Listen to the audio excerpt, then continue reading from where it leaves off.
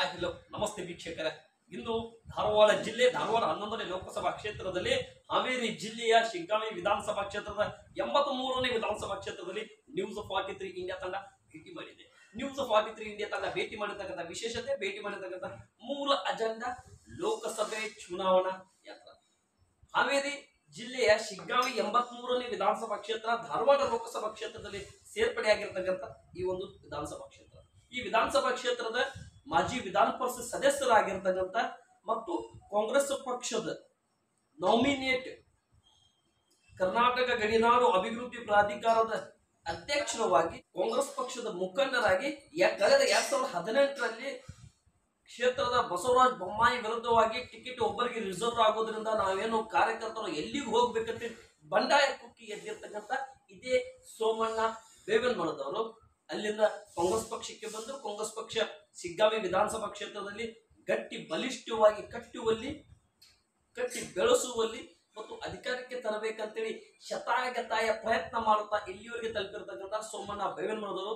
ವೀಕ್ಷಕರೇ, ಜಾಸ್ತಿ ಸಮಯ ತಗೊಳ್ಳೋದಿಲ್ಲ. ಲೋಕಸಭೆ ಚುನಾವಣಾ ವಿಷಯದೊಂದಿಗೆ ಇಂದು ನ್ಯೂಸ್ 43 ಇಂಡಿಯಾದ ಲೋಕಸಭೆ ಚುನಾವಣಾ ಯಾತ್ರಾ ಸಂದರ್ಭದಲ್ಲಿ ಸೋಮಣ್ಣ ಬೇವನಮಳದವರ ಧಾರವಾಡ ಲೋಕಸಭಾ ಕ್ಷೇತ್ರದ ಸ್ಟ್ರಗಲ್ ಆಗಿ ಅತಿ ವಿಜೃಂಭಣೆಯಿಂದ ತಮ್ಮದೇ ಚುನಾವಣೆ ರೀತಿಯಲ್ಲಿ ಪಕ್ಷ ನೋಡದಂತೆ ನಡೆದಿದೆ 5 ಗ್ಯಾರಂಟಿಯಲ್ಲಿ ಕೇಂದ್ರ ಸರ್ಕಾರ ಅಧಿಕಾರಕ್ಕೆ ಬಂದರೆ ಇಂಡಿಯಾ ಅಲೈನ್ಸಿನ 1 ಲಕ್ಷ ಗ್ಯಾರಂಟಿಯಲ್ಲಿ ಇವೆಲ್ಲ ಯೋಜನೆದೊಂದಿಗೆ ನಮ್ಮ ಜೊತೆ ಸೋಮಣ್ಣ ಬೇವನಮಳ ಇದ್ದಾರೆ.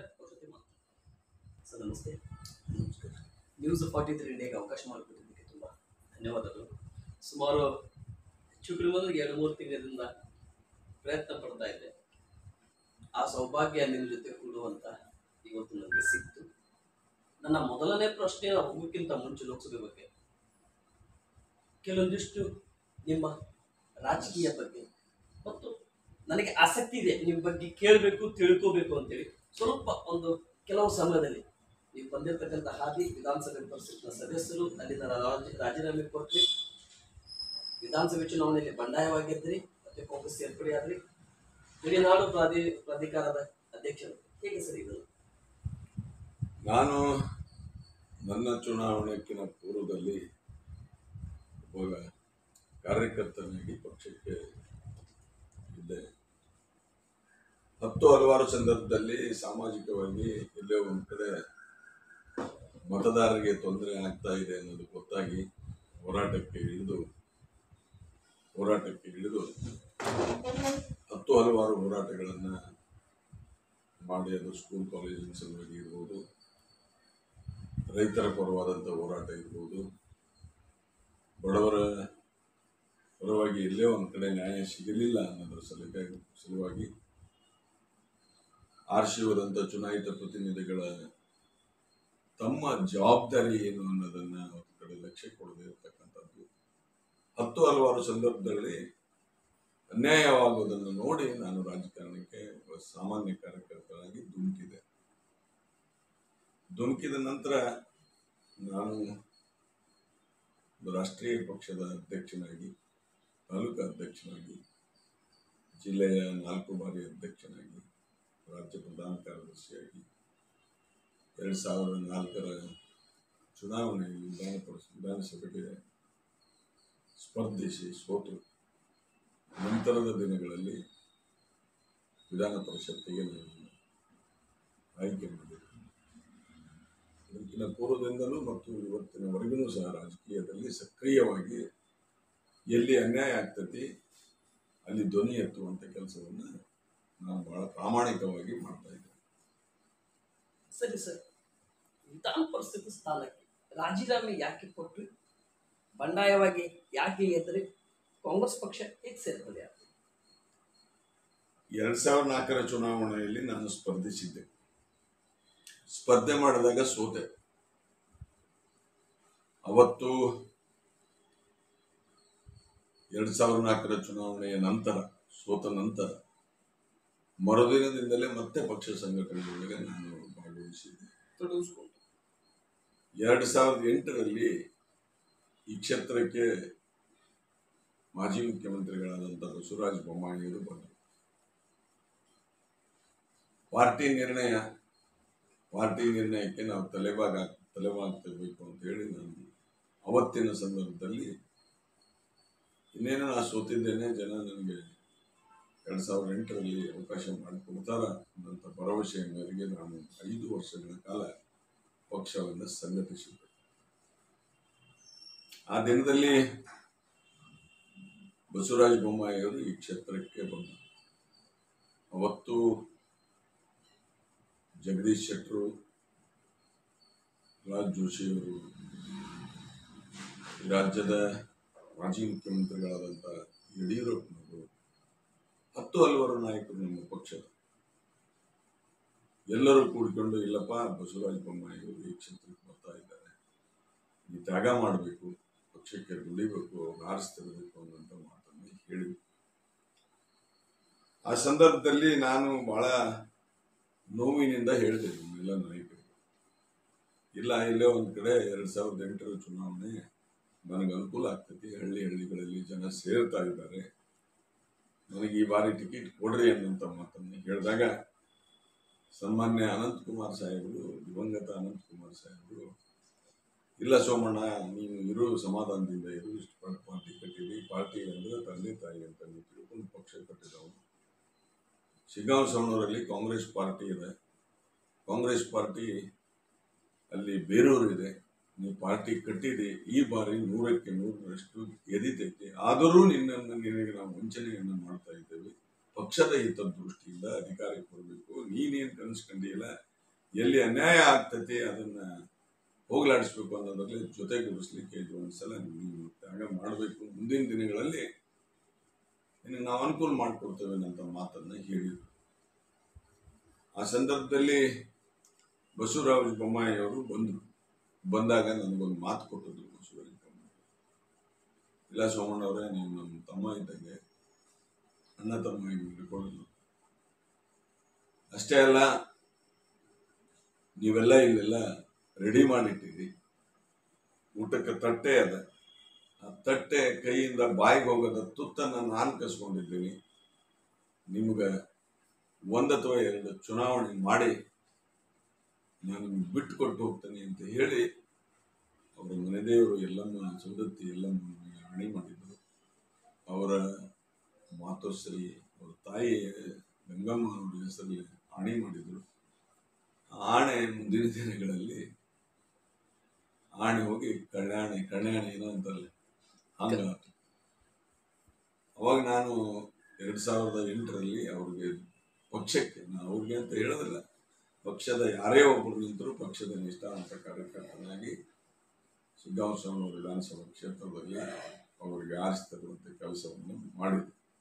ನಂತರ 2013 ಮತ್ತು 2013ರಲ್ಲಿ KJP BJP ಆಯಿತು. ಆ ಸಂದರ್ಭದಲ್ಲಿಯೂ ಸಹ ಪಕ್ಷ ಬಿಟ್ಟು ಹೋಗ್ಬೇಕನ್ನೋ ತರಾತುರಿಯಲ್ಲಿ ಬೊಮ್ಮಾಯಿಯವರು, ಯಡಿಯೂರಪ್ಪನವರು ಕೂಡ ಹೊಂಟಿದ್ರು. ಆ ಸಂದರ್ಭದಲ್ಲಿ ನಾನು ಬಹಳಷ್ಟು ಬಿಗಿ ಮಾಡಿ ಹೋದ್ರಿ ಅಂದ್ರೆ ನೋಡ್ರಿ ನೀವು ಅನ್ನೋಂಥ ಒಂಟಕ್ಷರದ ಸ್ಥಿತಿ ಮಾಡಿ ಅಷ್ಟು ಸತ್ತಾದಿಂದ ಪಕ್ಷದೊಳಗೆ ಉಳಿಸ್ಕೊಂಡು 2013ರಲ್ಲಿ KJP BJP ಅವತ್ತು ಬಹಳ ಇತಿಹಾಸ ಇದೆ, ಹೇಳಿದ್ರು ಬೊಮ್ಮಾಯಿಯರ ಬಗ್ಗೆ ಬಹಳ ಐತಿ, ಸಂಕ್ಷಿಪ್ತವಾಗಿ ಹೇಳ್ತೀನಿ, ಇದೇನು ನಿಮ್ದು 20 ನಿಮಿಷ 10 ನಿಮಿಷ ಸಾಲೋದಿಲ್ಲ, ಒಂದು ಇತಿಹಾಸನ ಬುಕ್ ಬರೀಬಹುದು, ದೊಡ್ಡ ಸಾವಿರಾರು ಪುಸ್ತಕಗಳು ಅವ್ರು ಹೇಳೋದು. ಅವತ್ತ ಮತ್ತೆ ನನಗೆ ಜಗದೀಶ್ ಶೆಟ್ಟರು, ಪ್ರಹ್ಲಾದ್ ಜೋಶಿ ಅವರು, ಸನ್ಮಾನ್ಯ ಅನಂತಕುಮಾರ್ ಸಾಹೇಬರು ಗೆಲ್ಲಿಸ್ಬೇಕು, ಅವ್ರನ್ನ ಗೆಲ್ಲಿಸ್ಕೊಂಡು ಬರಬೇಕು ಅಂತ ಹೇಳಿದಾಗ ಮತ್ತೆ ನಾನು ಅವ್ರಿಗೆ ಅವ್ರಿಗೆ ನಾನು ಹೇಳಿದ್ದೆ ಪಕ್ಷಕ್ಕೆ ನಿಷ್ಠೆಯಿಂದ ಇದ್ದೆ. 2018ರ ಚುನಾವಣೆಯೊಳಗೆ, ಅದಕ್ಕಿಂತ ಪೂರ್ವದೊಳಗೆ 1 ವರ್ಷದ ಪೂರ್ವದೊಳಗೆ ಇಲ್ಲಿ ಡಿಸೆಂಬರ್ 17ನೇ ತಾರೀಕಿಗೆ ಒಂದು ಕಾರ್ಯಕ್ರಮ ಆಯಿತು ಸಿದ್ದಗಂಗೂರಲ್ಲಿ. ಮಾನ್ಯ ಯಡಿಯೂರಪ್ಪನವರು ಎಲ್ಲ ನಾಯಕರು ಬಂದಿದ್ದು ರಾಜ್ಯದ. ಹಿಂದಿನ ದಿವಸ ಅನಂತ ರೆಸಿಡೆನ್ಸಿ ಒಳಗೆ ನಾನು ಹೋಗಿದ್ದೆ. ಯಡಿಯೂರಪ್ಪನವ್ರಿಗೆ ಹೇಳಿದೆ, ನಾನು ಅವತ್ತು ಲಕ್ಷ್ಮಣ ಸವದಿ ಇದ್ದರು, ಇವತ್ತಿನ ಕಾಂಗ್ರೆಸ್ ಪಾರ್ಟಿಗೆ ಬಂದಂತ ಲಕ್ಷ್ಮಣ ಸವದಿ ಅವರು. ಲಕ್ಷ್ಮಣ ಸವದಿಯವರನ್ನು ಹೊರಗೆ ಕಳಿಸಿದ್ರು ಯಡಿಯೂರಪ್ಪನವರು ಮತ್ತು ಬೊಮ್ಮಾಯಿ ಕೂಡಿ. ನಾನು, ಬೊಮ್ಮಾಯಿಯವರು, ಯಡಿಯೂರಪ್ಪನವರು 3 ಜನ ಅನಂತ ರೆಸಿಡೆನ್ಸಿ ಒಳಗೆ ಹಿಂದಿನ ದಿವಸ, ನಾಳೆ ನಮ್ಮ ಶಿಗ್ಗಾಂವ್ ಕ್ಷೇತ್ರಕ್ಕೆ ಬರ್ತೀರಿ, ತಾವು ಅಭ್ಯರ್ಥಿಯನ್ನ ಅನೌನ್ಸ್ ಮಾಡಬಾರದು, ಭಾರತೀಯ ಜನತಾ ಪಾರ್ಟಿಯನ್ನ ಗೆಲ್ಲಿಸ್ರಿ ಅಂತ ಹೇಳಬೇಕು ಅನ್ನೋಂಥ ಮಾತನ್ನ ನಾನು ಹೇಳಿದಾಗ, ಇದೇ ಬೊಮ್ಮಾಯಿ, ಇದೇ ಯಡಿಯೂರಪ್ಪನವರು, ಇಲ್ಲ ಯಾವ ಕಾರಣಕ್ಕೂ ನಾವು ಅಭ್ಯರ್ಥಿಯನ್ನ ಅನೌನ್ಸ್ ಮಾಡೋದಿಲ್ಲ, ನಾವು ಬರೀ ಭಾರತೀಯ ಜನತಾ ಪಾರ್ಟಿ ಗೆಲ್ಲಿಸ್ಬೇಕು ಅಂತ ಹೇಳ್ತೇವೆ ಅಂತ ಹೇಳಿದಂತ ಮಹಾಪುರುಷರು ಈ ಇಬ್ಬರು ಸುಳ್ಳುಗಾರರಲ್ಲ. ಇವ್ರೇನದಲ್ಲ, ಒಮ್ಮಾಯಿ ಹಣಿ ಮಾಡಿ ಅವ್ರ ತಾಯಿ ಫೋಟೋ ಹಿಡಿದು ದೇವ್ರ ಹಣಿ ಮಾಡಿದೆ ಅಂತ ಅಲ್ಲಿ ಹೇಳಿ ಇಲ್ಲೇ ಯಡಿಯೂರಪ್ಪನವ್ರ ಕಡೆಯಿಂದ ಬಾಯಿ ಬಿಡಿಸಿದ್ರು.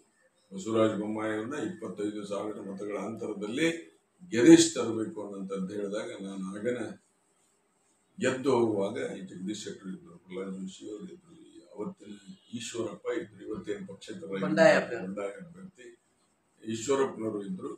ಸಮಾಜದಿಂದ ಪಕ್ಷಕ್ಕೆ ತೊಂದರೆ ಆಗ್ಬಾರ್ದು, ತಲೆ ವಿಚಾರ ಮಾಡೋಣ ಅಂತ ಹೇಳಿದ್ರೆ ನಾನು ಸುಮ್ಮನೆ ಇರಲಿಲ್ಲ ಅಂದ್ರೆ ಅವತ್ತನ ಅದೇನು ಸ್ಟೇಜ್ ಮೇಲೆ ಏನ್ ಮಾಡಬೇಕು ಗೊತ್ತಿತ್ತು ನನಗೆ. ಜನ ಆಲ ಕೈಯಾಗ ಸಗಣಿ ಹಿಡ್ಕೊಂಡು ಕೂತಿದ್ರು. ಹಾಗೆ ಮತ್ತೆ ಹನಗಲ್ಲದ್ದು ಅನೌನ್ಸ್ ಮಾಡಬಾರ್ದು ಅಂತೇಳಿ ನಾನು ಹಾಗೆ ಹೋಗಿ ಹಾವೇರಿಯೊಳಗೆ ಮತ್ತು ಸಂಪೂರ್ಣ ಎಲ್ಲ ನನ್ನ ವರದಿಗಾರರು ಮಾಧ್ಯಮದವರು ಎಲ್ಲರೂ ಕರೆದು ಈ ರೀತಿ ಆಗ್ಬೋದು, ಮುಂದೆ ಎಲ್ಲಿನೂ ಅನೌನ್ಸ್ ಮಾಡಲಿಲ್ಲ ಅವರು. ಅದಕ್ಕೆ ಮತ್ತೆ ಬೊಮ್ಮಾಯಿಯವರಿಗೆ ನಾನು ಕುತ್ಕೊಂಡು ಹೇಳಿದೆ, 3 ತಾಸು ಕೂತಿದ್ವಿ ನಾನು ಅವರು ಬೆಂಗಳೂರಿನ ಒಂದು ಜಾಗದಲ್ಲಿ ಕುತ್ಕೊಂಡು ಏನಿದು ಯಾಕೆ ಹಿಂಗೆ ಹೇಳ್ತಾ ಇದ್ದೀರಿ ಅಂದರೆ, ಇಲ್ಲ ನಾನು ಮಾತೇ ಕೊಟ್ಟಿಲ್ಲ ಅಂತ ಹೇಳಿದೆ.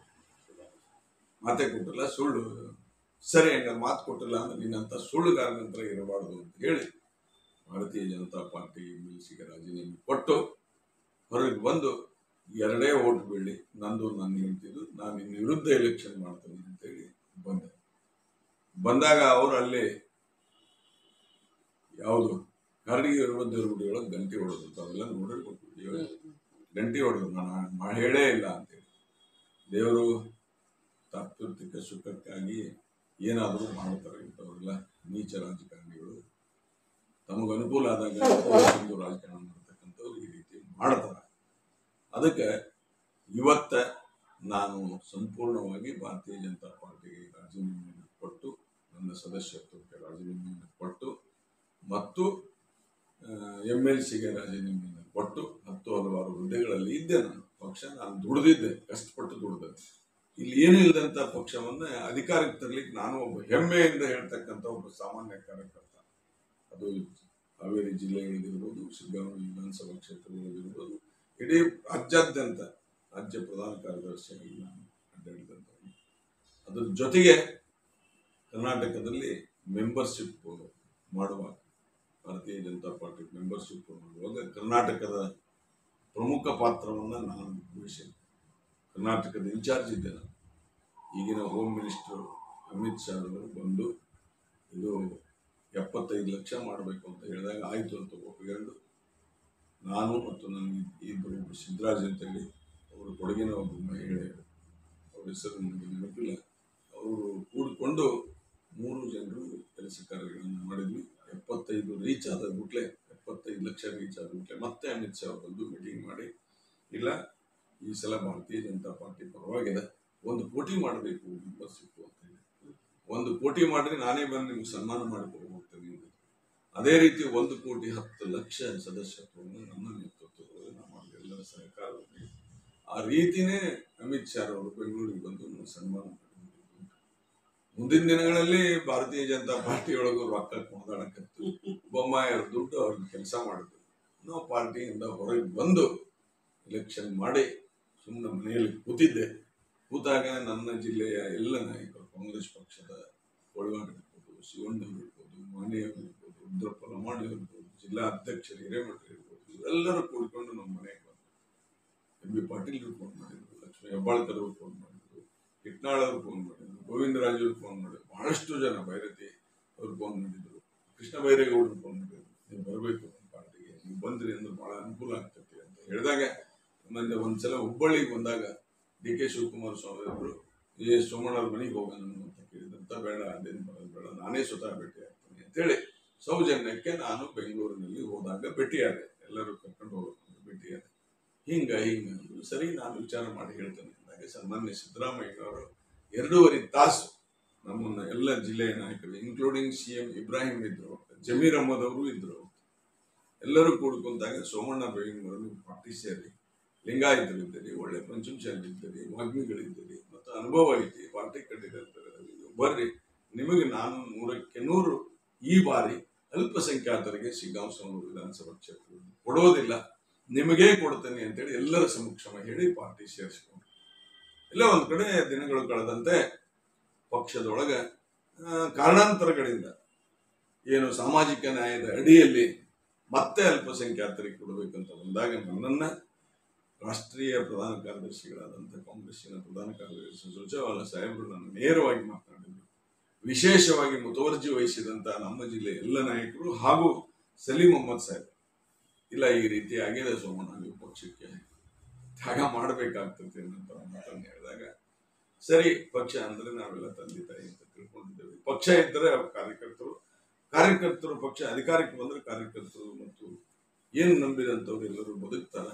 ನಾವು ಏನು ಸಮಾಜದಲ್ಲಿ ಯಾವ ರೀತಿ ಅನ್ಯಾಯ ಆಗಿದೆ ಅಂತ ಹೊರಗೆ ಬಂದಿದ್ದೇನೆ, ಆ ಅನ್ಯಾಯವನ್ನ ಸರಿಪಡಿಸ್ಲಿಕ್ಕೆ ಇದು ಒಂದು ಅವಕಾಶ ಅಂತ ಹೇಳಿ ನಾನು ಒಪ್ಪಿಗೆಂಡು ಆ ಬಳಿಕ ಅಲ್ಪಸಂಖ್ಯಾತರಿಗೆ ಕೊಡಬೇಕಂತ ಬಂದಾಗ ನಾನೇ ಮುಂದೆ ನಿಂತುಕೊಂಡು ಜಮೀರ್ ಅಹ್ಮದ್ ಅವರಿಗೆ, ಸನ್ಮಾನ್ಯ ಯಾರು ನಮ್ಮ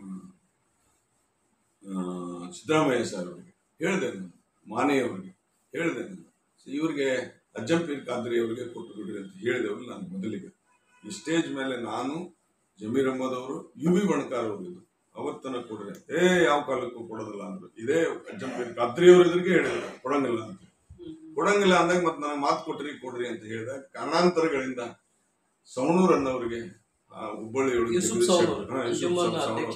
ಅವ್ರಿಗೆ ಕೊಟ್ರು. ಅಲ್ಲಿ ಜಗದೀಶ್ ಶೆಟ್ಟರ್ ನಮ್ಮ ಪಾರ್ಟಿಗೆ ಬಂದ್ರು, ಕಾಂಗ್ರೆಸ್ಸಿಗೆ ಬಂದಾಗ ಅಲ್ಲಿ ಮತ್ತೆ ಕಾಂಗ್ರೆಸ್ಸಿಗೆ ಬಂದಾಗ ಕಾಂಗ್ರೆಸ್ಸಿಗೆ ಜಗದೀಶ್ ಶೆಟ್ಟರಿಗೆ ಕೊಟ್ಟು ಯೂಸುಫ್ ಸಾಹೇಬ್ ಸವಣೂರ್ ಅವ್ರನ್ನ ಸಿಗ್ಗಾವಕ್ಕೆ ಹಾಕಿದ್ರು. ನಾವು ಅವತ್ತು ಪ್ರಬಲವಾಗಿ ಹೇಳಿದೆ, ನಾನು ಕೊಡೋದಿದ್ರೆ ಸ್ಥಳೀಯ ಮುಸಲ್ಮಾನರಿಗೆ ಕೊಡ್ರಿ. ಅದು ಎಲ್ಲಿಯೋ ಇದ್ದಂತ ಯೂಸುಫ್ ಸಾಹೇಬ್ ಸವಣೂರನ್ನು ಕರ್ಕೊಂಡ್ಬಂದ್ರೆ ಇಲ್ಲಿ ಬಹಳಷ್ಟು ಕಷ್ಟ ಆಗ್ತದೆ. ಹಿಂದೆ ಜಬ್ಬರ್ ಖಾನ್ ಹೊನ್ನಳ್ಳಿಯವರಿಗೆ ಕೊಟ್ಟಿದ್ರು ಜನತಾದಳದವರು, ನಮಗೆಲ್ಲ ಗೊತ್ತಿರ್ಬೇಕು.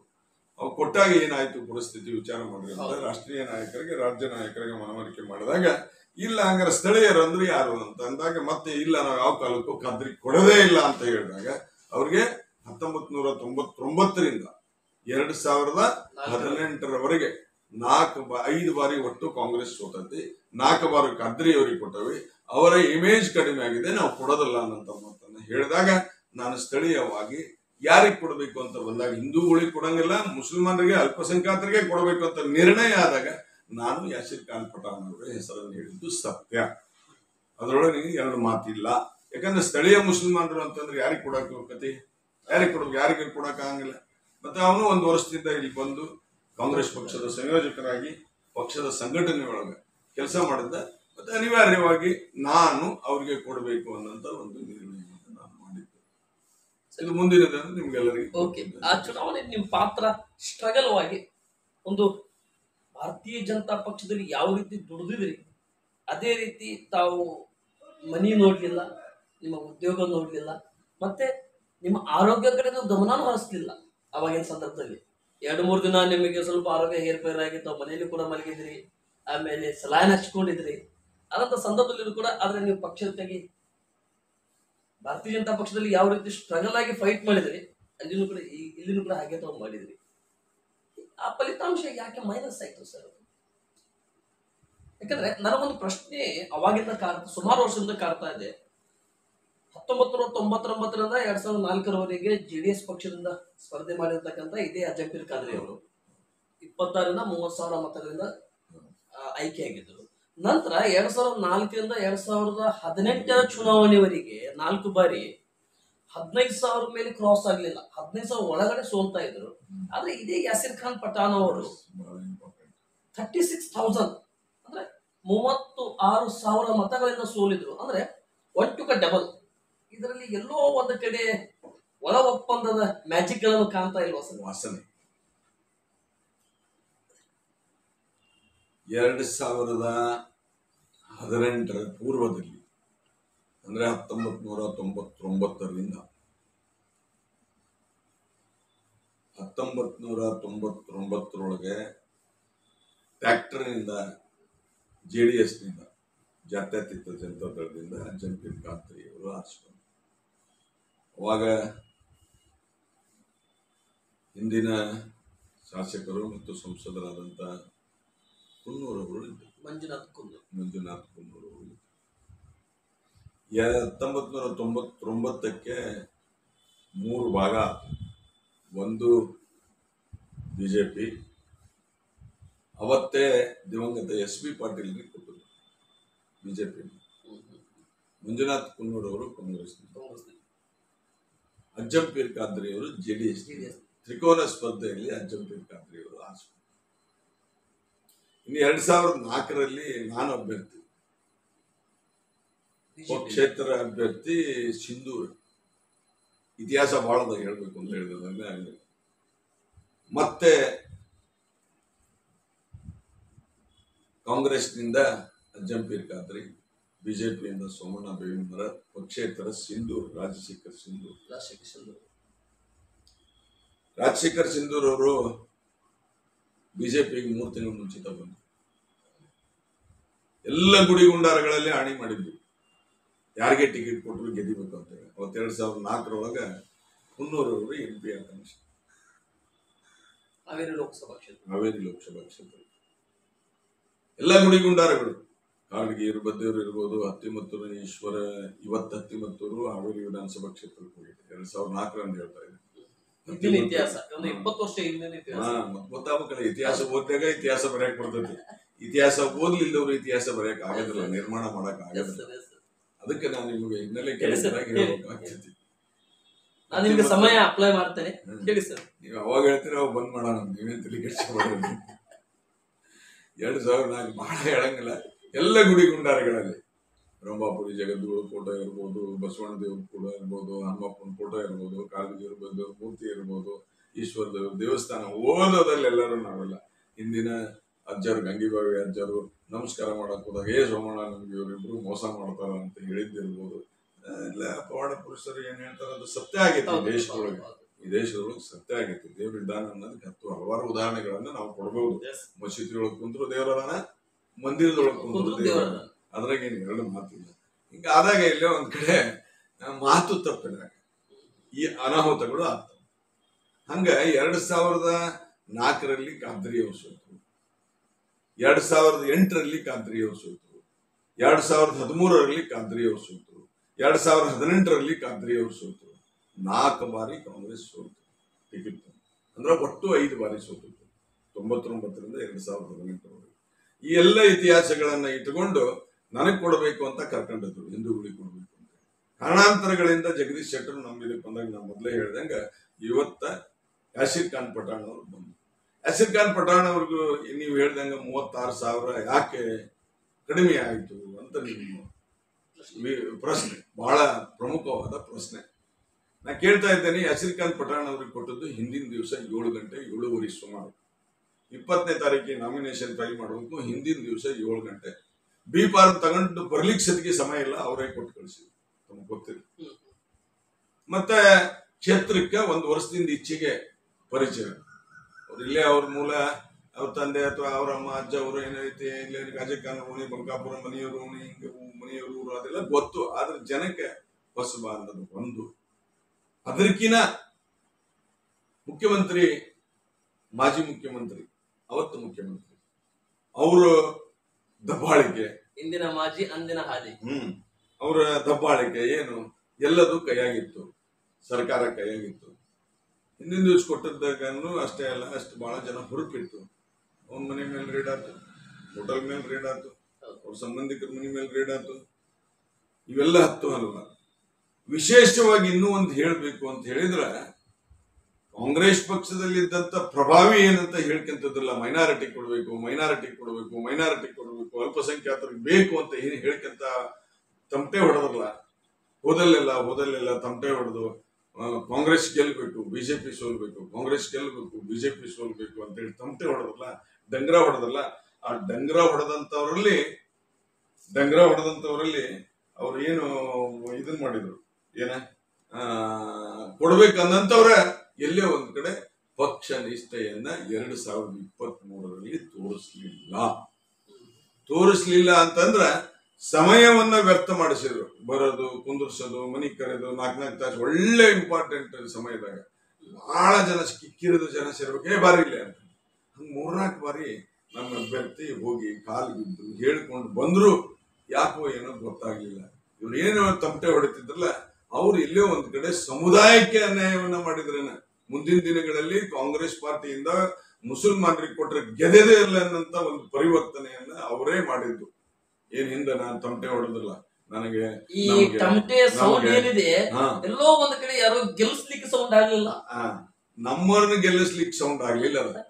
ಬ್ಯಾರೆಯವ್ರಿಗೆ ನಮ್ಮ ವಿರೋಧ ಪಕ್ಷದವ್ರಿಗೆ ಗೆಲ್ಲಿಸ್ಲಿಕ್ಕೆ ಅದು ಸೌಂಡ್ ಅಲ್ಲಿ ಒಳ ಹೊಡ್ತಾ ಅಂತ ಜನರು ಮತ್ತು ಜಿಲ್ಲೆ ಮತ್ತು ರಾಜ್ಯದ ಪ್ರಮುಖರಿಗೆ ಬಂದಂತ ವರದಿಯ ಪ್ರಕಾರ ಇವತ್ತ ನಮ್ಮ ಅಭ್ಯರ್ಥಿ ಸೋತರ ಹೊರತಾಗಿ ಕಾಂಗ್ರೆಸ್ ಪಕ್ಷದ ಕಾರ್ಯಕರ್ತರಿಂದ ಅಲ್ಲ, ಕಾಂಗ್ರೆಸ್ ಪಕ್ಷದ ಮತದಾರರಿಂದ ಅಲ್ಲ, ಒಳ ಹೊಡೆತದಿಂದ ಅವ್ರು ಸೋತರ ಹೊರತಾಗಿ ಕಾಂಗ್ರೆಸ್ ಪಾರ್ಟಿ ಗಟ್ಟಿಯದು. ಈಗ ಲೋಕಸಭಾ ಚುನಾವಣೆ ಬಹಳ ಇತಿಹಾಸ ಬಹಳಷ್ಟು ತಕ್ಕಂತ ಹೇಳಿದ್ರು. ಲೋಕಸಭಾ ಚುನಾವಣೆ ನಾನು ನಿಮಗೊಂದು ಮಾತನ್ನ ಕೊಡ್ತೇನೆ. ಏನು ಅಂತ ಹೇಳಿದ್ರೆ, ಇವತ್ತು ಯೂನಿವರ್ಸಿಟಿ ನಮ್ಮ ಅಭ್ಯರ್ಥಿ ಆ ಅಭ್ಯರ್ಥಿ ಇವತ್ತ ಬಹಳ ಸಂಭಾವಿತ ಪಕ್ಷ ನಿಷ್ಠೆ ಇದ್ದಂತೆ. ಅವನು ಬಹಳ ಕಷ್ಟ ಕಾಲದೊಳಗೆ ಪಕ್ಷವನ್ನು ಕಟ್ಟಿದವನು ಮತ್ತು ಸೋತಂತ.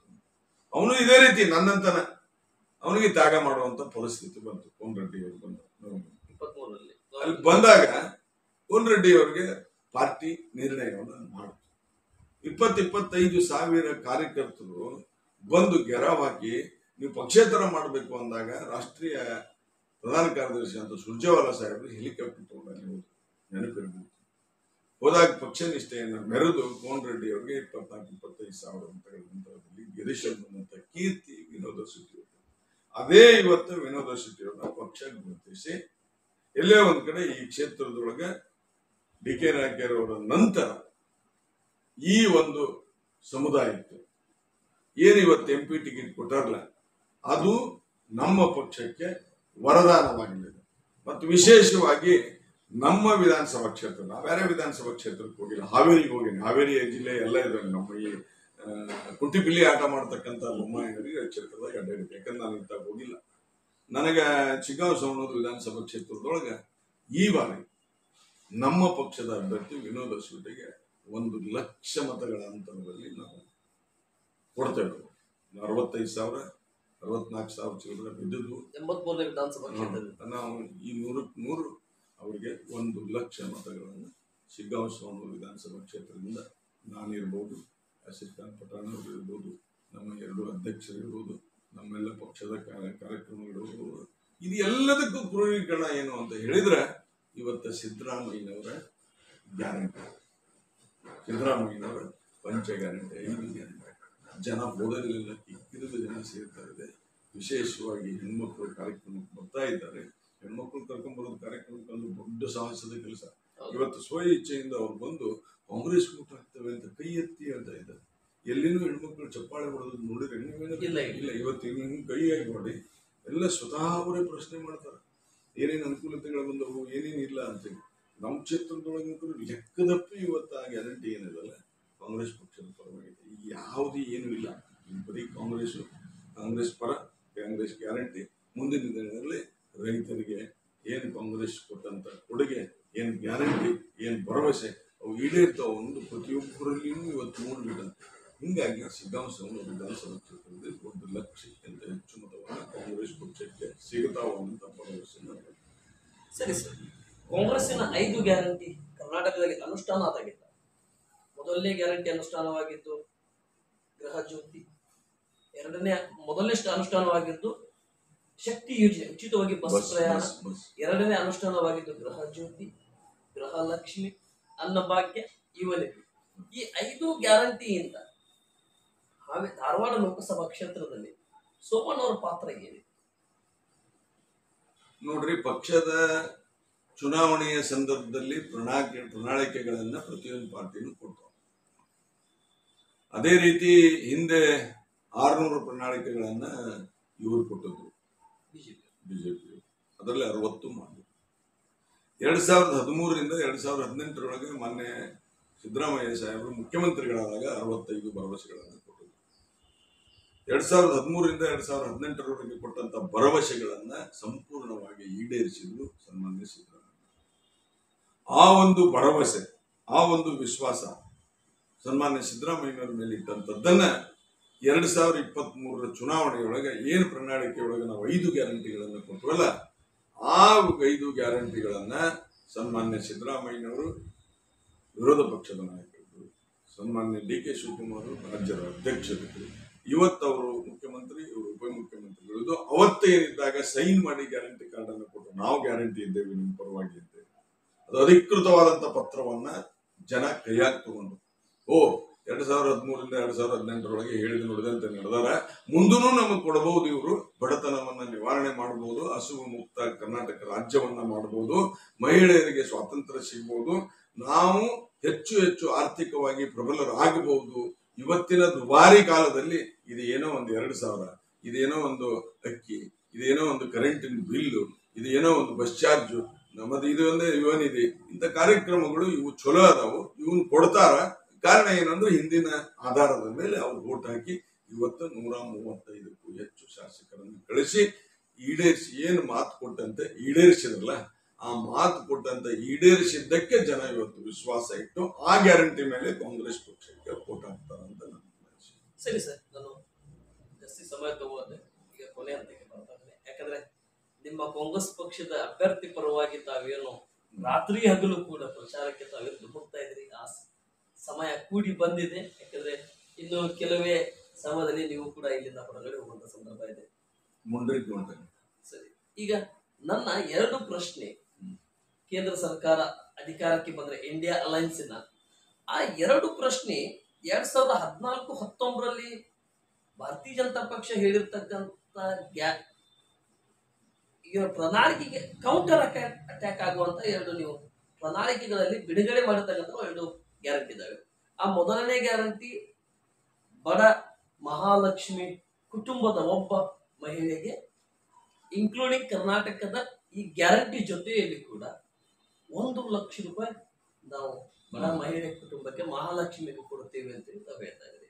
ಇದರ ಅಟ್ಯಾಕ್ ಕೌಂಟರ್ ನೀವು ಮಾಡಿದ್ದು 2014ರಲ್ಲಿ ದೇಶದ ಕಪ್ಪು ಹಣ ಸ್ವಿಸ್ ಬ್ಯಾಂಕ್ ನಲ್ಲಿ ಇಟ್ಟಿರ್ತಕ್ಕಂಥ 15 ಲಕ್ಷ ಬಗ್ಗೆ ತಾವು ಅಟ್ಯಾಕ್ ಕೌಂಟರ್ ಮಾಡ್ತಾ ಇದ್ದೀರಿ.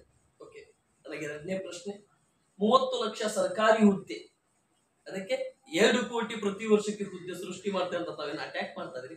ಎಲ್ಲೋ ಒಂದ್ ಕಡೆ ಭಾರತೀಯ ಜನತಾ ಪಕ್ಷಕ್ಕೆ ಈ 2 ಪ್ರಶ್ನೆ ನೇರವಾದಂತ ಅಟ್ಯಾಕ್ ಅಲ್ವಾ ಸರ್? ಯಾಕಂದ್ರೆ ಯಾರು ಬಿಚ್ಚಿ ಹೇಳ್ತಲ್ಲ, ನಾನೇ ಬಿಚ್ಚಿ ಹೇಳ್ತಾ ಇದ್ದೀನಿ.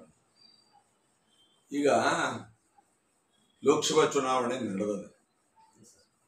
2014ರ ಪೂರ್ವದಲ್ಲಿ ನಾವು ವಿಚಾರವನ್ನು ಮಾಡಿದಾಗ ಸನ್ಮಾನ್ಯ ಮನಮೋಹನ್ ಸಿಂಗ್ ಅವರು ಸರ್ಕಾರ ಇದ್ದಾಗ 72,000 ಕೋಟಿ ರೂಪಾಯಿಗಳನ್ನ ಸಾಲ ಮನ್ನಾ ಮಾಡಿದ್ರು, ರೈತರ ಸಾಲ ಮನ್ನಾ ಮಾಡಿದ್ರು, ಕೃಷಿ ಟ್ರ್ಯಾಕ್ಟರ್ ಸಾಲ ಮನ್ನಾ. ಮತ್ತು ಹಿಂದೆ ಬಂಗಾರಪ್ಪನವರು ಇದ್ದಾಗ ರೈತರಿಗೆ 10 HP ಮಟನು, ನಾ ಸವಿಸ್ತಾರವಾಗಿ ಹೋಗಕ್ಕೆ ಸಮಯ ಬಹಳ ಆಗ್ತತಿ ಅಂತ ನಾನು ಅದನ್ನು ತಗೊಳ್ಳಿಲ್ಲ. 10 HP ಮಟನು ಬಂಗಾರಪ್ಪನವರು ಮುಖ್ಯಮಂತ್ರಿಗಳಿದ್ದಾಗ ರೈತರ ಕೃಷಿ ಪಂಪ್ ಸೆಟ್ಗಳಿಗೆ ಫ್ರೀ ಆಗಿ ಕರೆಂಟ್ ಕೊಡುವಂತ ಯೋಜನೆ ಇವತ್ತಿಗೂ ಅದು ಜಾರಿಗೆ, ಇವತ್ತಿಗೆ 2010 ವರ್ಷಗಳ ಕಾಲ ಕಾಂಗ್ರೆಸ್ ಮನಮೋಹನ್ ಸಿಂಗ್ ಅವರು ಪ್ರಧಾನಮಂತ್ರಿ ಆದಾಗ 10 ಹಲವಾರು ಯೋಜನೆಗಳನ್ನು ತಂದರು. ಇತಿಹಾಸ ಹೇಳಬೇಕು ಅಂತ ಹೇಳಿದ್ರೆ ಬಹಳ ಗೊತ್ತಾಗ್ತದೆ ಅಂತ ಹೇಳಿ 2014ರೊಳಗೆ ಮೋದಿ ಅವರು ಪ್ರಧಾನಮಂತ್ರಿ ಅಭ್ಯರ್ಥಿಯಾಗಿ ಏನು ಬಿಜೆಪಿಯಿಂದ ಬಂದು ಅವತ್ತವರು ಹೇಳಿದ್ರು ಏನ್ ಹೇಳಿದ್ರು, ನಾನು ಕೈ ಮಾಡಿ ನಾನು ಈ ದೇಶದ ಸಂಪೂರ್ಣ ದುಡ್ಡನ್ನ ಲೂಟಿ ಹೊಡೆದಂತ ಕಾಂಗ್ರೆಸ್ನವರು ಇರ್ಬೋದು, ಇತರೆ ಇರಬಹುದು, ಸ್ವಿಸ್ ಬ್ಯಾಂಕ್ ನಲ್ಲಿ ದುಡ್ಡು ಇದ್ದದ್ದನ್ನ ನಾನು ಕರ್ನಾಟಕ ಅಷ್ಟೇ ಅಲ್ಲ, ದೇಶದ ಪ್ರತಿಯೊಂದು ಕುಟುಂಬಕ್ಕೆ 15 ಲಕ್ಷ ರೂಪಾಯಿ ಹಾಕ್ತೇನೆ ಅಂತ ಮಾತಾಡಿ, 135 ಕೋಟಿ ಮಾತದಾರ ಕುಟುಂಬಕ್ಕೆ 15 ಲಕ್ಷ ರೂಪಾಯಿ ಹಾಕ್ತೇನೆ ಜನ ಕೇಕೆ ಹೊಡೆದು ವೋಟ್ ಹಾಕಿದ್ರು. ಅದ್ರ ಜೊತೆಗೆ ಇನ್ನೊಂದು ಹೇಳಿದ್ರು, ಈ ದೇಶದ ರೈತ ಬೆನ್ನೆಲುಬು. 2022ನೇ ಇಸ್ವಿಗೆ ಈ ದೇಶದ ರೈತರ ಆದಾಯವನ್ನು ದುಪ್ಪಟ್ಟು ಮಾಡ್ತಾನೆ ಅಂತ ಹೇಳಿದ್ರು. ದುಪ್ಪಟ್ಟು ಮಾಡ್ತಾನೆ, 2 ಪಟ್ಟು ಮಾಡ್ತಾನೆ, ಡಬಲ್. ಇನ್ನು 3ನೇದ್ದು ಹೇಳಿದ್ರು ಅವರು, ಪ್ರತಿ ವರ್ಷ ಈ ದೇಶದ ಯುವಕರಿಗೆ 2 ಕೋಟಿ ಉದ್ಯೋಗ ಕೊಡ್ತಾನೆ. 2 ಕೋಟಿ ಉದ್ಯೋಗ ಕೊಡ್ತಾನೆ. ನಾನು ನಿಮ್ಮನ್ನು ಕೇಳ್ತಾನೆ, 2014ರ ಪೂರ್ವದಲ್ಲಿ ಸಿಲಿಂಡರ್ ರೇಟ್ ಏನಿತ್ತು 411 ರೂಪಾಯಿ ಇತ್ತು. ಪೆಟ್ರೋಲ್ ಡೀಸೆಲ್ ಏನಿತ್ತು ಅವತ್ತ, ನಂದು ಪೆಟ್ರೋಲ್ ಪಂಪ್ ಅದ, 56 ರೂಪಾಯಿ ಡೀಸೆಲ್, 67-65 ರೂಪಾಯಿ, ನಾನು 70 ರೂಪಾಯಿ ಹೆಚ್ಚು ಕಡಿಮೆ ಇತ್ತು.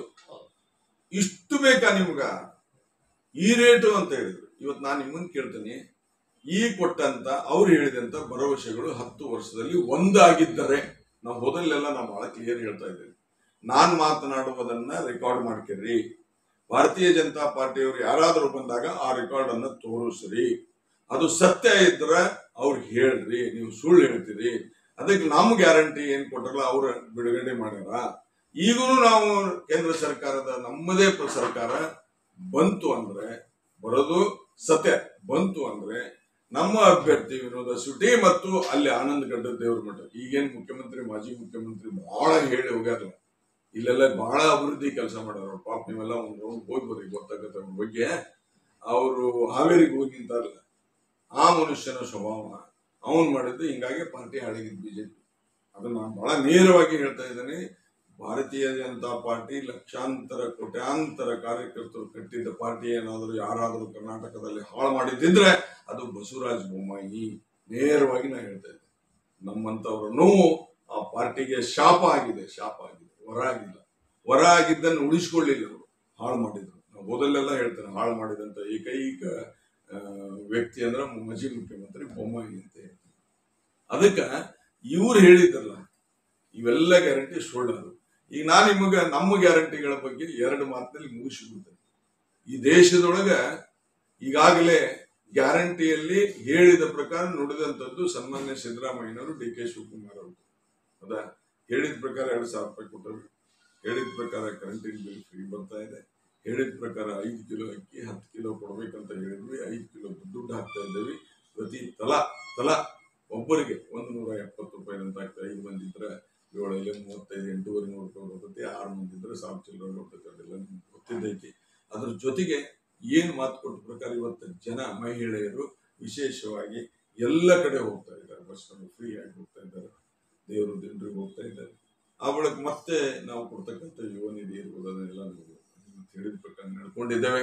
ಅದಕ್ಕ ಎಲ್ಲೇ ಒಂದ್ ಕಡೆ ಕಾಂಗ್ರೆಸ್ ಪಕ್ಷದ ಮೇಲೆ ಅಪಾರವಾದಂತ ನಂಬಿಕೆ, ವಿಶ್ವಾಸ, ಈ ಪಕ್ಷಕ್ಕೆ ಋಣ ತೀರಿಸ್ಬೇಕಂತ ಮತದಾರರು ನಿಂತಾರ. ಅದಕ್ಕ ನಾನು ಈ ಸಂದರ್ಭದಲ್ಲಿ ಹೇಳೋದಿಷ್ಟೇ, ಶಿಗ್ಗಾಂವ್ ಸವಣೂರ್ ವಿಧಾನಸಭಾ ಕ್ಷೇತ್ರದಿಂದ ವಿನೋದ ಸೂಟಿ ಅವರಿಗೆ 1 ಲಕ್ಷ ಮತಗಳನ್ನ ನಾವು ಕೊಡ್ತೇವೆ. ಸರಿ ಸರ್, ನಾನು ಹಾವೇರಿ ಲೋಕಸಭಾ ಕ್ಷೇತ್ರದಲ್ಲಿ ನಾವು ಉಳಿದ ಕ್ಷೇತ್ರಕ್ಕೆ ಹೋಗಿಲ್ಲ, ಯಾಕಂದ್ರೆ ನಾನು ಇಲ್ಲಿ ಸೀಮಿತ ಇದ್ದೇನೆ. ಇದರ ನಂತರ ಹಾವೇರಿಗೆ ನನಗೆ ಕಳಿಸ್ಕೊಟ್ಟರು. ಹಾವೇರಿ ಲೋಕಸಭಾ ಕ್ಷೇತ್ರದಲ್ಲಿ ಬಸವರಾಜ ಬೊಮ್ಮಾಯಿ ಹೀನಾಯವಾಗಿ ಸೋಲುವುದಂತೂ ಗ್ಯಾರಂಟಿ. ಕಾರಣ 10 ಹಲವಾರು ಎಲ್ಲ ಕಡೆ ಹೋದ ನಾಟಕ ಮಾಡ್ತಾರೆ. ಏನು ಹಾವೇರಿ ಜಿಲ್ಲೆ ಕೊಡುಗೆ ಏನು ಬಸವರಾಜ ಬೊಮ್ಮಾಯಿ?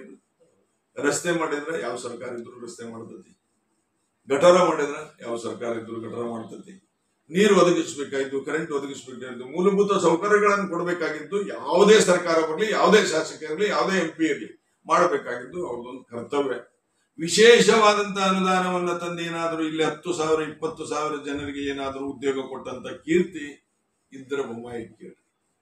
ನೀವು ಶಿವಮೊಗ್ಗ ಹೋಗ್ರಿ ಯಾವ ರೀತಿ ಡೆವಲಪ್ ಆಗೈತಿ, ಕಲಬುರಗಿ ಹೋಗ್ರಿ ಯಾವ ರೀತಿ ಡೆವಲಪ್ ಆಗೈತಿ, ಮೈಸೂರು ಹೋಗ್ರಿ ಯಾವ ರೀತಿ ಡೆವಲಪ್ ಆಗೈತಿ. ಇದನ್ನೆಲ್ಲದನ್ನು ಉದಾಹರಣೆ ತೆಗೆದುಕೊಂಡಾಗ ಬಸವರಾಜ ಬೊಮ್ಮಾಯಿ ಅವರ ಕೊಡುಗೆ ಶೂನ್ಯ. ಯಾಕೆ ನಾವು ಮತ ಹಾಕಬೇಕು ಅನ್ನೋದು ಹಾವೇರಿ ಮತ್ತು ಗದಗ ಜಿಲ್ಲೆಯ ಲೋಕಸಭಾ ಕ್ಷೇತ್ರದ ಪ್ರತಿಯೊಬ್ಬ ಮತದಾರನ, ಪ್ರತಿಯೊಬ್ಬ ರೈತನ, ಪ್ರತಿಯೊಬ್ಬ ವ್ಯಾಪಾರಸ್ಥನ, ಪ್ರತಿಯೊಬ್ಬ ಉದ್ಯೋಗಸ್ಥನ ಇವತ್ತಿನ ಮಾತು. ಹೀಗಾಗಿ ನಾನು ಹೋದಾಗೆಲ್ಲ ಜನ ಮಾತನಾಡೋದಿಷ್ಟೇ, ಕೊಟ್ಟ ಕುದುರೆಯನ್ನ ಏರದವನು ಹೇಳಿಯವಲ್ಲ, ಏನಂತಾರೆ ಸೂರ್ಯನಲ್ಲ ಧೀರನಲ್ಲ. ಹಂಗೆ ಕೊಟ್ಟ ಕುದುರೆ ಏರಿದ ಸೂರ್ಯನೂ ಅಲ್ಲ ಧೀರನೂ ಅಲ್ಲ, ಹೇಳಿಯು. ಅದಕ್ಕೆ ಇಲ್ಲಿ ಯಾವ ಕಾಲಕ್ಕೂ ಬಸವರಾಜ ಬೊಮ್ಮಾಯಿ ಇಲ್ಲಿ ಬರೋದಿಲ್ಲ. ಸರಿ ಸರ್, ಇನ್ನು ನಿಮ್ಮ 3 ಗ್ಯಾರಂಟಿ ಹೇಳಿ, ಅದನ್ನು ಕ್ಲಾರಿಫೈ ಕೊಟ್ಟು ನಮ್ಮ ಸಂದರ್ಶನ ಅಂತ್ಯ ಮಾಡ್ತೇನೆ.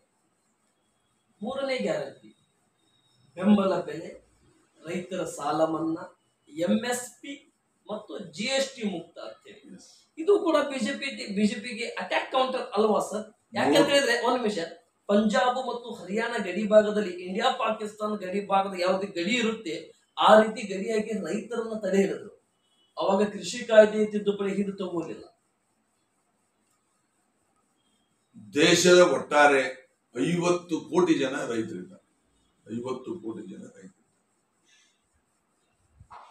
ಅಲ್ಲಿ ದಿಲ್ಲಿಯ ಭಾಗದಲ್ಲಿ ರೈತರು ದೊಡ್ಡ ಪ್ರಮಾಣದೊಳಗೆ MSP ಸಲುವಾಗಿ ಹೋರಾಟವನ್ನ ಮಾಡಿದರು. 270ಕ್ಕೂ ಹೆಚ್ಚು ರೈತರು ಭಾರತೀಯ ಜನತಾ ಪಾರ್ಟಿ ದೊಡ್ಡ ಕೊಡುಗೆಯನ್ನ ಅವರ ಸಾವಿನ ಮೇಲೆ ಸ್ಥಿತಿ ರಾಜಕಾರಣ ಮಾಡಿದ್ರು. ಇವರು ಸತ್ತ ಹೆಣದ ಮೇಲೆ ಸತ್ತವರ ಶೋಕದಲ್ಲಿ ರಾಜಕಾರಣ ಮಾಡತಕ್ಕಂತ ಬಿಜೆಪಿ. ಇನ್ನ MSP 100% ರೈತ ಬದುಕಬೇಕು. ಅವ್ರ ಎರಡು ಬೇಡಿಕೆ, ಪ್ರಮುಖವಾದಂತ ಎರಡು ಬೇಡಿಕೆ ರೈತರದ್ದು ಏನು ಅಂದ್ರೆ, ನಾವು ಬೆಳೀತಕ್ಕಂಥ ಬೆಳೆಗೆ ಸರಿಯಾದಂತ ಬೆಲೆ ಬೇಕು ಅನ್ನೋದು ಒಂದು. ಎರಡನೇದ್ದು, ಇವತ್ತ ಈ ಎಲ್ಲ ಕಾರಣಗಳಿಂದ ರೈತ ತತ್ತರಿಸಿದ್ದಾನೆ. ರೈತನ ಆದಾಯ ಕಡಿಮೆ ಆಗ್ತಾ ಇದೆ. ನೀವು ಹೇಳಿದ ಪ್ರಕಾರ ಕೊಡ್ಲಿಲ್ಲ. 2014 ನೀವು ಏನ್ ಮಾತು ಕೊಟ್ಟಿದ್ರ ಪ್ರಕಾರ ಆಗ್ಲಿಲ್ಲ. ಅದಕ್ಕೆ ನೀವು ಈ ದೇಶದ ರೈತರ ಸಾಲ ಮನ್ನಾ ಮಾಡಬೇಕು ಅನ್ನೋಂತ ಒಂದು ಪ್ರಮುಖವಾದಂತ ಎರಡು ಬೇಡಿಕೆ ಇರ್ತಾರೆ. ನಮ್ಮ ಪ್ರಣಾಳಿಕೆಯನ್ನು ತೆಗೆದು ನೋಡ್ರಿ ನೀವು, 100ಕ್ಕೆ 100ರಷ್ಟು ನಮ್ಮ ಸರ್ಕಾರ ಬಂದೇ ಬರ್ತದೆ. ಬಂತು ಅಂದ್ರೆ, ಸರ್ಕಾರ ಆಡಳಿತಕ್ಕೆ ಬಂತು ಅಂದ್ರೆ, ಮೊದಲು ರೈತನಿಗೆ MSP ಬೆಂಬಲ ಬೆಲೆಯಿಂದ ನಾವು ಸಂಪೂರ್ಣವಾಗಿ ನಾವು ಅವರಿಗೆ ಅನುಕೂಲ ಮಾಡಿಕೊಡ್ತೇವೆ. ಇನ್ನು ಎರಡನೇದ್ದು, ಈ ದೇಶದ 3 ಲಕ್ಷ ಕೋಟಿ ಸಾಲ ಅದ. 50 ಕೋಟಿ ಜನರದ್ದು 3 ಲಕ್ಷ ಕೋಟಿ ಸಾಲ, 3 ಲಕ್ಷ ಕೋಟಿ ಸಾಲ. ಅದಕ್ಕೆ ನಾನೇನ್ ಹೇಳ್ತಾ ಇದ್ದೇನೆ ಅಂದ್ರೆ, ಈ ದೇಶದೊಳಗ 1% 2% ಇರ್ತಕ್ಕಂಥ ಸಾವಿರಾರು ಜನರಿಗೆ ನೀವು 20 ಲಕ್ಷ ಕೋಟಿ ರೂಪಾಯಿ ಸಾಲ ಮಾಡಿದ್ದೀರಿ. ಮತ್ತೆ 50 ಕೋಟಿ ಇರ್ತಕ್ಕಂಥ ಈ ದೇಶಕ್ಕೆ ಅನ್ನ ಹಾಕ್ತಕ್ಕಂಥ ರೈತನ 3 ಲಕ್ಷ ಕೋಟಿ ಸಾಲ ಮನ್ನಾ ಮಾಡಿದ್ರೆ ಏನು ನಿಮ್ಮದು ತ್ರಾಸ ಆಗ್ತದೆ?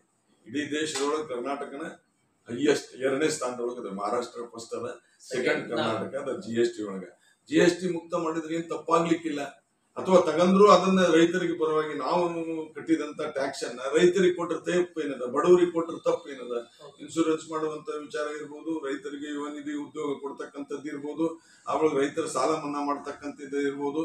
ಇಂತ ಹಲವಾರು ಯೋಜನೆಗಳನ್ನ ಎಲ್ಲೋ ಕೈಗೆಟಕುವಂತ ಶ್ರೀಮಂತರಿಗೆ 20 ಲಕ್ಷ ಕೋಟಿ ಸಾಲ ಮನ್ನಾ ಮಾಡಿದ್ರಿ ಅಂದ್ರೆ 3 ಲಕ್ಷ ಕೋಟಿ ಈ ದೇಶದ ಬಡವರು ರೈತರು ಸಾಲ ಮನ್ನಾ ಮಾಡಿದ್ರೆ ಎಷ್ಟು ಪುಣ್ಯ ಬರ್ತದೆ ಹೇಳ್ರಿ ನೋಡೋಣ. ಯಾರೋ ಒಂದು ಬರವಣಿಗೆ ಎಷ್ಟಿದ್ದಂತವ್ರಿಗೆ ಸಾಲ ಮನ್ನಾ ಮಾಡಿದ್ರಿ ನೀವು. ಇದನ್ ಮಾಡಿದ್ರಿ ಏನು? ಅವ್ರನ್ನೆಲ್ಲ ಸಾಲ ಮನ್ನಾ ಮಾಡಿ ಅವ್ರಿಗೆ ಪಾಸ್ಪೋರ್ಟ್ ಕೊಟ್ಟು ಎಲ್ಲಿ ಕಳಿಸಿದ್ರಿ? ನೀವು ವಿದೇಶದೊಳಗೆ ಆರಾಮ ಹುಷಾರಾಗಿರ್ರಿ ಅಂತ ಕಳಿಸಿದ್ರಿ. ಹೌದಾ? ಅದಕ್ಕೆ ಯಾಕೆ ಮಾಡಬಾರ್ದು ಅಂತ ಹೇಳಿ ನಾನು ಪ್ರಶ್ನೆ ಮಾಡೇ ಮಾಡ್ತೇವೆ. ಇದು ನನ್ನ 4ನೇ ಪ್ರಶ್ನೆ. ಶ್ರಮಿಕ ನ್ಯಾಯ, ಆರೋಗ್ಯ ಹಕ್ಕು, ಉಚಿತ ಔಷಧಗಳು, ಚಿಕಿತ್ಸೆ ಅಗತ್ಯ ನಿರ್ವಹಣೆ. ಹೌದು, 25 ಲಕ್ಷ ಇವತ್ತ ಯಶಸ್ವಿನಿ ಕಾರ್ಡ್ ಕೊಡ್ತಾ ಇದ್ರು. ಇವತ್ತ ತಮಗ್ ಬರ್ತದೆ ಅನೇಕ ಮಾರಕ ರೋಗಗಳು. ಕೋವಿಡ್ ಸಂದರ್ಭದಲ್ಲಿ ತಾವು ನೋಡಿರ್ಬೋದು. ಕೋವಿಡ್ನ ಇತಿಹಾಸ ತೆಗೆದುಬಿಟ್ರೆ ಭಯಾನಕವಾದಂತ ಇತಿಹಾಸ. ಅದೇ ಹೇಳಿದೆ ನಾನು, ಇದು ಸಮಯ ಸಾಕು ಸರ್ ಅದ್ರ ಬಗ್ಗೆ. ಹೌದಾ? ಮರುಕಲ್ಪನೆ ಅದಕ್ಕೆ ನಾ ಏನ್ ಹೇಳ್ತೇನೆ ಅಂತಂದ್ರೆ, ಇವತ್ತ ಮಾರಕ ರೋಗಗಳು ಮನುಷ್ಯರಿಗೆ ಬಹಳ ಬರ್ತಾ ಇದೆ. ಕ್ಯಾನ್ಸರ್ ಇರ್ಬೋದು, ಕಿಡ್ನಿ ಇರ್ಬೋದು, ಹೃದಯ ಕಾಯಿಲೆ ಇರ್ಬೋದು, ಇಂತ ಹಲವಾರು ಕಾಯಿಲೆ ಬಂದಾಗ ಬಡವರು ಎಲ್ಲಿ ಹೋಗುದು? ದೊಡ್ಡ ಹಾಸ್ಪಿಟ್ಲಿಗೆ ಹೋಗೋದಾಗೋದಿಲ್ಲ. ಸರ್ಕಾರಿ ಆಸ್ಪತ್ರೆ ಒಳಗೆ ಸಿಬ್ಬಂದಿ ಇದ್ರೆ ಅಲ್ಲಿ ಕೊರತೆಗಳು ಬಹಳಷ್ಟು. ಮತ್ತು ಪ್ರೈವೇಟ್ ನಮ್ಮ ಏನದು ಹಾಸ್ಪಿಟ್ಲಿಗೆ ಹೋಗಕ್ಕೆ ಜನರಲ್ಲಿ ಆರ್ಥಿಕವಾಗಿ ಇದು ಗಟ್ಟಿತನ ಇಲ್ಲ. ಅಂತ ಸಂದರ್ಭದಲ್ಲಿ ಈ ದೇಶದೊಳಗಿರ್ತಕ್ಕಂಥ ಪ್ರತಿಯೊಂದು ಮನುಷ್ಯನಿಗೆ ಏನು ನಾವು ಇವತ್ತೇನು ಕೊಟ್ಟವಿಲ್ಲ ಪ್ರಣಾಳಿಕೆ ಒಳಗ 25 ಲಕ್ಷ ರೂಪಾಯಿವರೆಗೆ ವಿಮೆಯನ್ನ ಮಾಡಿಸಿ ಅದರಲ್ಲಿ ಇರ್ತಕ್ಕಂಥ ಏನ್ ಬರ್ತಕ್ಕಂಥದ್ದು ಸಂಪೂರ್ಣವಾಗಿ ಬಡವರು ಈ ಒಂದು ದೊಡ್ಡ ಆಸ್ಪತ್ರೆಗಳಲ್ಲಿ ಹೋಗಿ ತಮ್ಮ ಜೀವ ಮುಖ್ಯ, ಆ ಜೀವ ಉಳಿಸ್ಲಿಕ್ಕೆ ನಮ್ಮ ಪಾರ್ಟಿ ಬಹಳ ಯಶಸ್ವಿಯಾದಂತ ಈ ಕಾರ್ಯಕ್ರಮವನ್ನು ಹಾಕಿಕೊಂಡೆ. ಅದು 100ಕ್ಕೆ 100 ಸಫಲ. Thank you sir. ಕೊನೆಯ ಪ್ರಶ್ನೆ, ಸಂದರ್ಶನ ಅಂತ್ಯ ಮಾಡುವಂತ ಸಂದರ್ಭದಲ್ಲಿ ಬಹಳ ಡಿಫಿಕಲ್ಟ್ ಆಗಿ ಒಂದು ಪ್ರಶ್ನೆ ಕೇಳ್ತಾ ಇದ್ರೆ, ಪಾಲುದಾರಿಕೆಯ ನ್ಯಾಯ. ಈ ಜಾತಿ ಗಣತಿ, ಮೀಸಲಾತಿ ಹಕ್ಕು, ಪರಿಶಿಷ್ಟ ಜಾತಿ ಪಂಗಡ ಬುಡಕಟ್ಟ ಉಪ ಯೋಜನಾಗಾಗಿ ವಿಶೇಷ ಸಂಘಟಕ ಯೋಜನೆ. 100ಕ್ಕೆ 100 ಸತ್ಯ. ಬಹಳಷ್ಟು ಜನ ಬಡವರಿದ್ದಾರೆ, ಆರ್ಥಿಕವಾಗಿ ಬಡವರಿದ್ದಾರೆ. ಆ ಜಾತಿ ಈ ಜಾತಿ ಅಂತ ಹೇಳಲ್ಲ. ಬ್ರಾಹ್ಮಣ ಇರ್ಬೋದು, ಲಿಂಗಾಯತ ಇರ್ಬೋದು, ಹರಿಜನರು ಇರ್ಬೋದು, ವಾಲ್ಮೀಕಿ ಇರ್ಬೋದು, ಒಕ್ಕಲಿಗರು ಇರ್ಬೋದು, ಜೈನರು ಇರ್ಬೋದು, ಮುಸಲ್ಮಾನರು ಇರ್ಬೋದು, ಹಲವಾರು ಜಾತಿಗಳು ಈ ದೇಶದಲ್ಲಿ. ಅವರಿಗೆ ಜಾತಿ ಗಣತಿಯ ಆಧಾರದ ಮೇಲೆ ಸವಲತ್ತುಗಳನ್ನು ಕೊಡಬೇಕು. ಆರ್ಥಿಕವಾಗಿದ್ದಂಥ ಬಡವರಿಗೆ ಸವಲತ್ತುಗಳನ್ನು ಕೊಡಬೇಕಾಗಿರುವುದು ಸಂವಿಧಾನದ ಪರಿಕಲ್ಪನೆ. ಆ ಸಂವಿಧಾನದ ಪರಿಕಲ್ಪನೆಯನ್ನು ತೆಗೆದುಕೊಂಡಾಗ ಸಾಮಾಜಿಕವಾಗಿ ಸಮಾನತೆಯನ್ನ ನೋಡಬೇಕಾಗ್ತದೆ. ಎಲ್ಲ ಸಮುದಾಯದಲ್ಲಿ ಶ್ರೀಮಂತರು ಇದ್ದಾರೆ, ಒಪ್ಪತ್ತು ಕೂಳಿಲ್ದವರು, ಊಟ ಇಲ್ದವರು ಅಲ್ಲ. ಅದನ್ನ ಸರಿಸಮಾನ ಮಾಡ್ಲಿಕ್ಕೆ ಇದು ಬಹಳಷ್ಟು ಯೋಗ್ಯ ಅನ್ನೋದು ನನ್ನ ಸರಿ ಸರ್, ಥ್ಯಾಂಕ್ ಯು.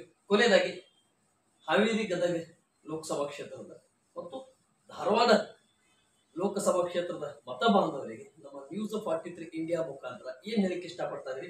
ಮೊದಲಿಗೆ ನಿಮ್ಮ ಕ್ಷೇತ್ರ ಬಗ್ಗೆ ಮತದಾರರಿಗೆ ನಿಮ್ಗೆ ಏನ್ ಹೇಳಿಕ್ಕೆ ಇಷ್ಟಪಡ್ತಾ ಇದ್ರಿ ಮತ್ತು ಕೆಂಡಲ ಮಂಡಲವಾಗ್ತಾ ಇರುವಂತ ಗದಗ ಮತ್ತು ಹಾವೇರಿ ಗದಗ ಲೋಕಸಭಾ ಕ್ಷೇತ್ರ ಬಗ್ಗೆ ಅಲ್ಲಿ ಅನಂತ ಸ್ವಾಮಿ ಗಡದರ ಮಠ ಪರವಾಗಿ ಏನ್ ಹೇಳಿಕ್ಕೆ ಇಷ್ಟಪಡ್ತಾ ಇದ್ದೀರಾ?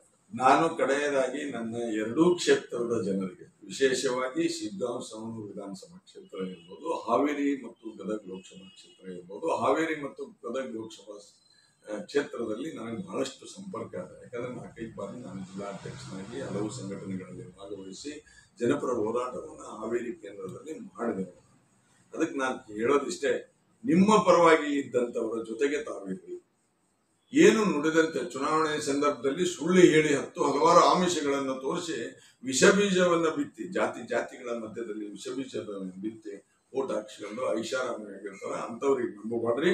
ಏನು ನುಡಿದಂತೆ ಚುನಾವಣೆಯ ಸಂದರ್ಭದಲ್ಲಿ ಏನು ಪ್ರಣಾಳಿಕೆಯನ್ನು ಕೊಟ್ಟಿರ್ತಾರ, ಮಾತೇನ್ ಕೊಟ್ಟಿರ್ತಾರ, ಭರವಸೆ ಏನ್ ಕೊಟ್ಟಿರ್ತಾರ, ಅವನ್ ಯಾರು ಈಡೇರಿಸ್ಯಾರ ಆ ಪಕ್ಷಕ್ಕೆ, ಅಂದ್ರೆ ವಿಶೇಷವಾಗಿ ಕಾಂಗ್ರೆಸ್ ಪಕ್ಷಕ್ಕೆ ಆನಂದ ಸ್ವಾಮಿ ಗಡ್ಡದೇವ್ರ ಮಠ ಹಾವೇರಿ ಗದಗ ಲೋಕಸಭಾ ಕ್ಷೇತ್ರದಿಂದ ಅಲ್ಲಿ ಏನು ಜೀರೋ ಕೊಡುಗೆ ಬಸವರಾಜ ಬೊಮ್ಮಾಯಿ ಜೀರೋ ಕೊಡುಗೆ, ಅದನ್ನ ತಿರಸ್ಕಾರ ಮಾಡಿ ಆನಂದ ಸ್ವಾಮಿ ಗಡ್ಡದೇವ್ರ ಮಟ್ಟಿಗೆ ನಮ್ಮ ಗ್ಯಾರಂಟಿ ಯೋಜನೆಯಲ್ಲಿ ಭರವಸೆಗಳನ್ನು ಕೊಡಬೇಕು ಅನ್ನೋದು ಮೊದಲನೇ ವಿನಂತಿ.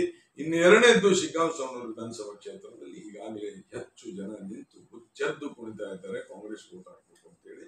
ಅದಕ್ಕೆ ಈ ಎಲ್ಲ ಗ್ಯಾರಂಟಿಗಳನ್ನ ನಾವು ಜನರ ಮನದಟ್ಟು ಆಗಿ ಹೇಳಿದ್ದೇವೆ. ಅವ್ರಿಗೆ ಅನುಕೂಲ ಆಗಿದೆ. ನಮ್ಕಿನ ಮೊದಲು ಮತದಾರರು ಹೊರಗೆ ಬಂದು ಹೇಳ್ತಾರೆ ಕಾಂಗ್ರೆಸ್ ಓಟ್ ಹಾಕ್ತೇವೆ ಅಂತೇಳಿ. ಅದಕ್ಕೆ ಅದನ್ನ ಈಡೇರಿಸಿ ಅಂತ ನಾನು ನಿಮ್ಮ ಮುಖಾಂತರ ಮ್ಯೂಸಿಕ್ ಮುಖಾಂತರ ಅವರಿಗೆ ಕೈ ಮುಗಿದು ವಿನಂತಿಯನ್ನು ಮಾಡ್ತೀನಿ. ಕಾಂಗ್ರೆಸ್ ಪಕ್ಷದ ಇಬ್ಬರು ಅಭ್ಯರ್ಥಿಗಳನ್ನ ಗೆಲ್ಲಿಸಲಿ ಅಂತ ವಿನಂತಿ. ಥ್ಯಾಂಕ್ ಯು ಸರ್, ತುಂಬಾ ಧನ್ಯವಾದಗಳು. ಇಷ್ಟೊತ್ತುವರೆಗೆ ಸುಮನ ಸರ್ ಸುಮಾರು 1-1.5 ತಾಸಿನ ಸಮಯದಲ್ಲಿ ನನ್ನ ಈ News43 ಇಂಡಿಯಾದ ವಿಶೇಷ ಸದಸ್ಯರಲ್ಲಿ ಭಾಗಿಯಾಗಿದ್ದಕ್ಕೆ ಮತ್ತು ನನಗೆ ಅವಕಾಶ ಮಾಡಿಕೊಟ್ಟಿದ್ದಕ್ಕೆ, ನನಗೆ ಅವಕಾಶಕ್ಕಿಂತ ನಿಮ್ಮ ಏನು ಮನದಾದ ಮಾತುಗಳನ್ನು ಬಿಚ್ಚಿಡಲು ಈ ಸಮಯದಲ್ಲಿ ನನಗೆ ಅವಕಾಶ ಮಾಡಿಕೊಟ್ಟಿದ್ದು ತುಂಬಾ ಧನ್ಯವಾದಗಳು. ನಿಮ್ಮ ಮೇಲೆ ಆಭಾರಿಯಾಗಿರುತ್ತೇನೆ. ನಮಸ್ತೆ, ಜೈ ಹಿಂದ್. ನಮಸ್ಕಾರ. ವೀಕ್ಷಕರೇ, ಗಮನಿಸಿದ್ರೆ ಇಷ್ಟೊತ್ತು ಇದು ಮಾತನಾಡಿರ್ತಕ್ಕಂಥ ಮಾಜಿ ವಿಧಾನ ಪರಿಷತ್ ಸದಸ್ಯರಾಗಿರ್ತಕ್ಕಂಥ ಭಾರತೀಯ ಜನತಾ ಪಕ್ಷದ ಕೆಂಡ ಮಂಡಲವಾಗ್ತಾ ಇರುವಂತ ಮತ್ತೆ ಮಾತಿನ ಮಲ್ಲ, ಮಾತು ತಪ್ಪಿರ್ತಕ್ಕಂಥ ಮಾಜಿ ಮುಖ್ಯಮಂತ್ರಿ ಆಗಿರ್ತಕ್ಕಂಥ ಬಸವರಾಜ ಬೊಮ್ಮಾಯಿ ಅವರ ನೇರ ತಿರುಗೇಟನ್ನು ನೀಡಿರ್ತಕ್ಕಂಥ ಈ ದೃಷ್ಟಿ ಸಂದರ್ಶನದಲ್ಲಿ ಇತಿಹಾಸವನ್ನು ಬಿಚ್ಚಿಟ್ಟಿರ್ತಕ್ಕಂಥ ಸೋಮಣ್ಣ ಬೇಗನ್ಮರದವರು ಆ ಕ್ಷೇತ್ರದಲ್ಲಿ ನಾನು ಗೆಲ್ಲುತ್ತೇನೆ, ಇಲ್ಲಿ ಉಪಚುನಾವಣೆಯಲ್ಲಿ ಭಾರತೀಯ ಜನತಾ ಪಕ್ಷ ಗೆಲ್ಲಿಸ್ತೇನೆ ಅಂತೇಳಿ ಏನು ಬಂಡು ವಿಶ್ವಾಸ ನೀಡ್ತಾ ಇದ್ದಾರೆ, ಆ ಬಂಡು ವಿಶ್ವಾಸಕ್ಕೆ ಸಾಕ್ಷಿ ವಿಧಾನಸಭೆ ಚುನಾವಣೆ. ತಮ್ಮದೇ ಜಿಲ್ಲೆಯಲ್ಲಿ 6 ವಿಧಾನಸಭಾ ಕ್ಷೇತ್ರದಲ್ಲಿ ಶಿಗ್ಗಾವಿ ಒಂದು ಬಿಟ್ಟರೆ 5 ವಿಧಾನಸಭಾ ಕ್ಷೇತ್ರದಲ್ಲಿ ಗೆಲ್ಲಲಿಕ್ಕೆ ಆಗಿಲ್ಲ. ಕರ್ನಾಟಕದಲ್ಲಿ 28 ಸ್ಥಾನದಲ್ಲಿ ಎಲ್ಲೂ ಗೆಲ್ಲುತ್ತಾನೆ. ಜೆಡಿಎಸ್ ಜೊತೆ ಮೈತ್ರಿ ಆದ ತಕ್ಷಣ 3 ದಿನ ಮುಂಚೆ ರಾಸಲೀಲೆ ವಿಡಿಯೋವನ್ನು ರೇವಣ್ಣ ಅವರ ಅಪೋಸಿಟ್ ನಲ್ಲಿ ರೆಡ್ ಪೆಂಡ್ರ ಹೊರಗಡೆ ಬಿದ್ದಿರ್ತಕ್ಕಂಥ ಘಟನೆ. ಇದಷ್ಟು ಮಾಹಿತಿದೊಂದಿಗೆ ಸೋಮಣ್ಣ ಬೇಗನ್ಮರ ಜೊತೆ ಮತ್ತೆ ಭೇಟಿ ಆಗ್ತೇನೆ. ಅಲ್ಲಿ ನೋಡ್ತಾರೆ News43 ಇಂಡಿಯಾ. ಜೈ ಹಿಂದ್.